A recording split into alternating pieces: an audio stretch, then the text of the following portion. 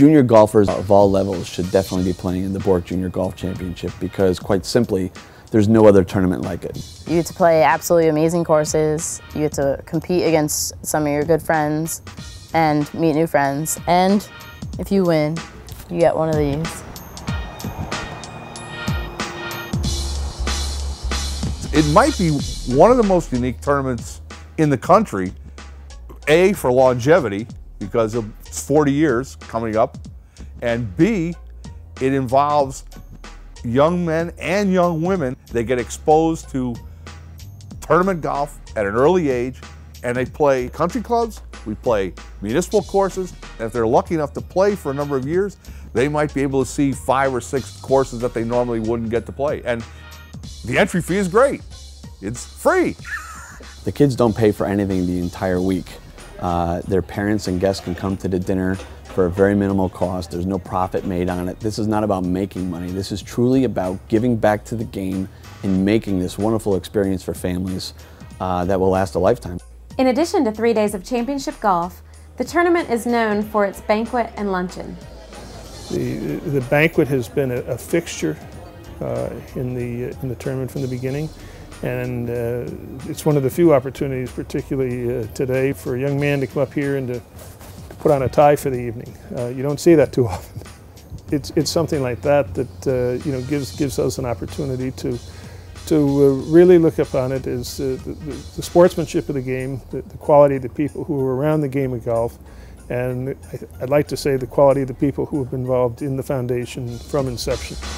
The Borck Junior Golf Tournament was founded by Jim Borck and his father Chester to honor the life of their brother and son Jay, who died of a cerebral aneurysm at the age of 16, 1 week after winning the 1968 Brooklawn Junior Tournament. We were basically limited in those days to a single tournament, the Connecticut State Golf Association Junior Championship.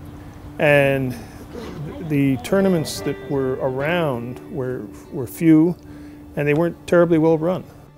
The Borck Memorial Tournament was so well run that its founders and the Brooklawn Country Club were asked to assist the United States Golf Association in hosting the 1974 Boys Junior Open Championship, the 1979 Women's Open Championship, and the U.S. Senior Championship, which was held in 1987, the year that Jim Borck was diagnosed with cancer.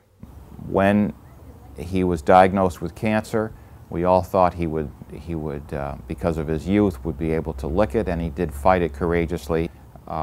But in the end, it wasn't to be, and so with Jim's passing, it probably even gave us more impetus to make this tournament something special for Jim and for Jay.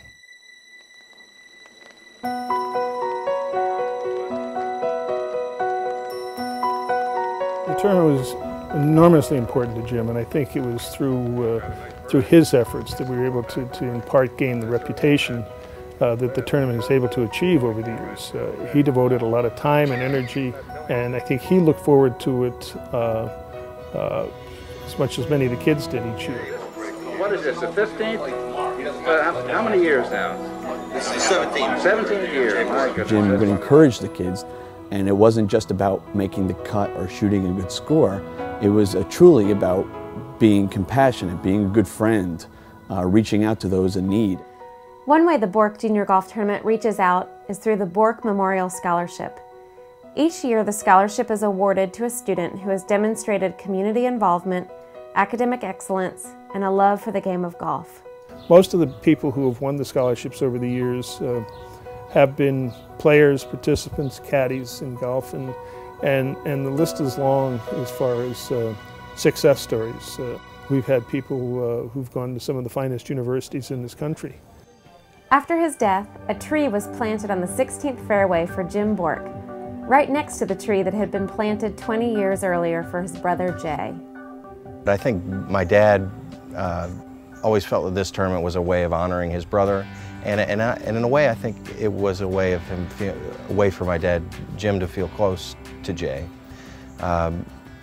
In honoring him, to see these kids who were his brother's age, 16 years old, playing golf and competing in the way that Jay would have loved to compete.